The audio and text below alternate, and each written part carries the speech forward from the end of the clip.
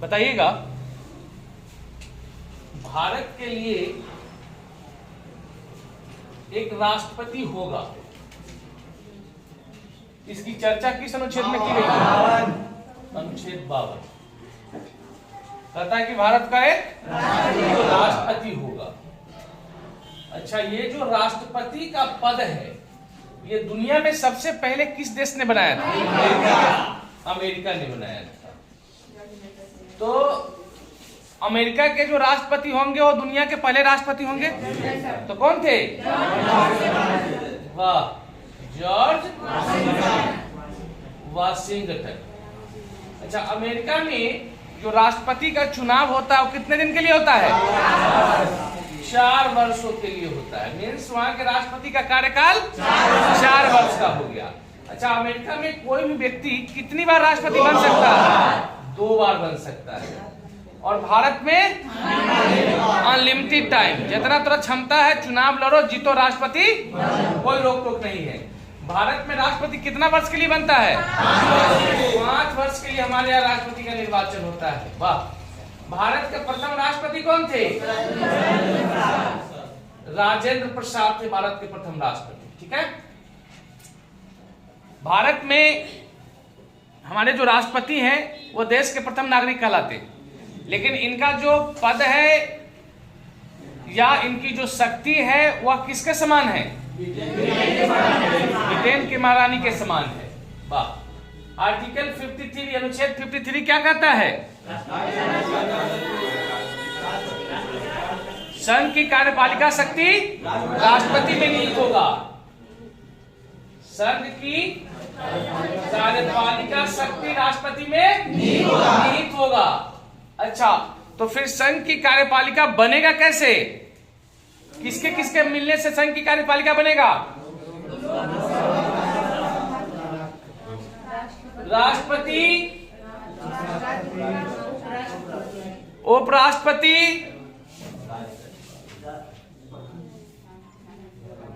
प्रधानमंत्री,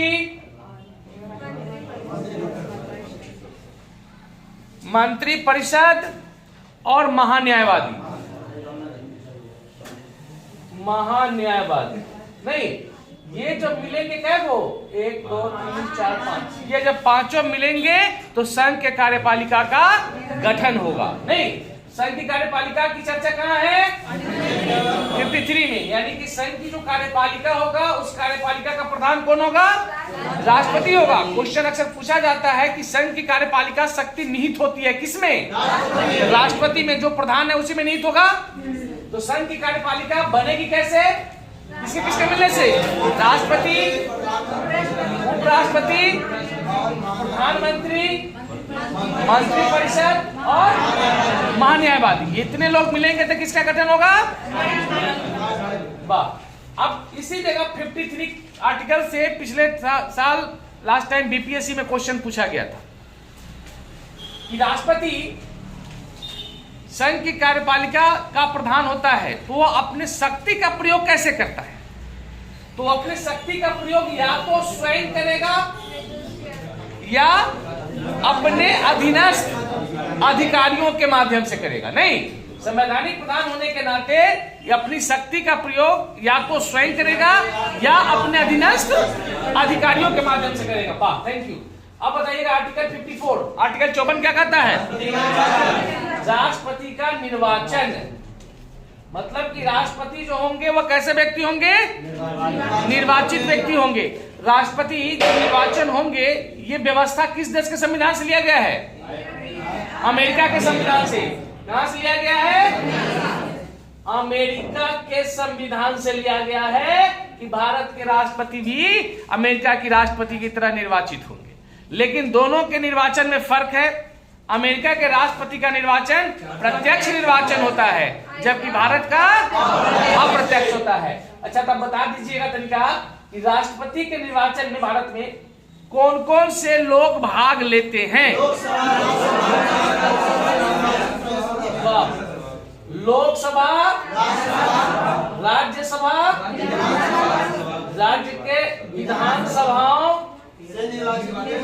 के सभी निर्वाचित सदस्य भाग लेते हैं। नहीं, मनोनीत भाग लेगा कि नहीं लेगा? नहीं लेगा भाग। वाह। अनुच्छेद 55 क्या कहता है?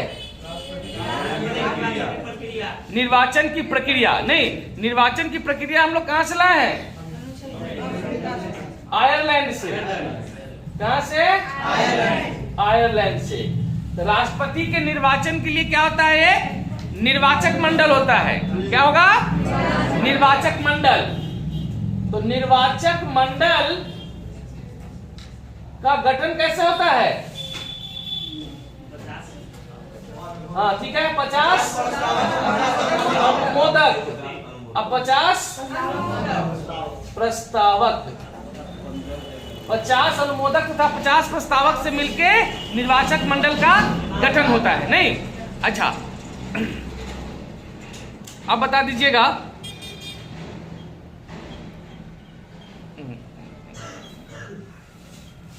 अनुच्छेद 56 क्या कहता है? 56 राष्ट्रपति की पदावधि यानी कि कार्यकाल। कार्यकाल तो कितना दिन का होगा? 5 वर्ष का होगा। लेकिन इस बीच में क्या पद छोड़ सकता है? राष्ट्रपति 5 वर्ष के बीच में चाहे पद छोड़ना तो क्या छोड़ सकता है? कैसे छोड़ेगा? अपना त्याग पत्र देगा? नहीं, त्याग पत्र देकर छोड़ देगा। तो अपना त्याग पत्र किसको देगा? उपराष्ट्रपति को देगा। अच्छा, उसके बाद मान लो कि इस 5 साल के बीच में अगर राष्ट्रपति की मृत्यु हो गई, नहीं तभी पद छोड़ सकता है।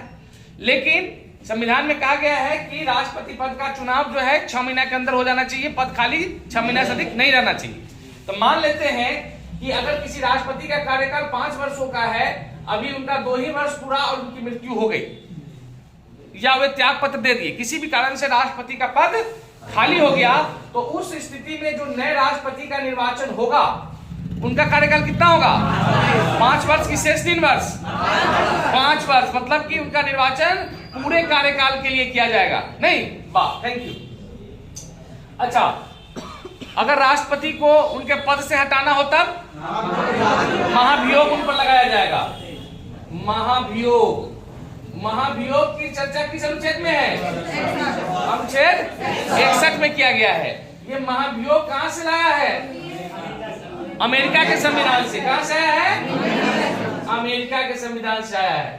भारत में पहली बार महाभियोग किस राष्ट्रपति के ऊपर लगाया गया था? दुर्गो का। भारत में अभी तक किसी के ऊपर महाभियोग नहीं लगा है। नहीं, वो अविश्वास प्रस्ताव की आप चर्चा कर रहे हैं, ठीक है। महाभियोग भारत में अभी तक किसी भी राष्ट्रपति के ऊपर नहीं लगा है, ठीक। अच्छा, महाभियोग जो है यह संसद के किस सदन में लाया जाएगा? किसी भी, दोनों में से किसी भी सदन में लाया जा सकता है। हमारे यहाँ संसद के कितने सदन हैं? 2 सदन, जिसमें हम निम्न सदन किसे कहते हैं? उच्च सदन किसे कहते हैं? राज्यसभा को कहते हैं। वाह, थैंक यू। अच्छा, अनुच्छेद 57 क्या कहता है? राष्ट्रपति का पुनर्निर्वाचन, अर्थात हमारे यहाँ राष्ट्रपति जितनी बार चाहे चुनाव लड़ सकता है और निर्वाचित हो सकता है। अनुच्छेद 58 क्या कहता है? राष्ट्रपति की योग्यता। कौन राष्ट्रपति बनेगा? सबसे पहले जो भारत का नागरिक होगा। योग्यता में कहा गया है कि भारत का राष्ट्रपति वही बनेगा जो भारत का नागरिक होगा, नंबर 1। दूसरा, कितना उम्र होना चाहिए? तो 35 वर्ष उम्र पूरा हो चुका हो, यानी 35 वर्ष आप कंप्लीट कर लिए हो तो 36वां वर्ष में जाइएगा। हाँ, उसके बाद अब नहीं, अब संसद के किस सदन के बराबर योग्यता होना चाहिए? लोकसभा, यानी कि लोकसभा के सदस्य निर्वाचित होने की वह योग्यता रखता हो, ठीक। उसके बाद लाभ के पद पर ना हो। चलिए, उसके बाद किसी मामले में सजा नहीं हो, आर्थिक रूप से दिवालिया नहीं हो, मानसिक रूप से पागल नहीं हो, ऐसे लोगों को राष्ट्रपति के रूप में निर्वाचित नहीं किया जाएगा। अच्छा, वाह। अब बताओ 59 क्या कहता है? राष्ट्रपति को उनके पद के लिए दी जाने वाली शर्त। तो राष्ट्रपति को कितना वेतन मिलता है? 5 लाख। उनके काम के लिए 5 लाख रुपया महीना की वार्षिक महीने में दिया जाता है 5 लाख रुपया। अच्छा, उनका जो वेतन जो मिलता है ये किस निधि से मिलता है? संचित निधि से मिलता है। संचित निधि की चर्चा किस अनुच्छेद में है? अनुच्छेद 266 में है। संचित निधि की चर्चा 266 में है। अतः संचित निधि में धन आता कहां से है?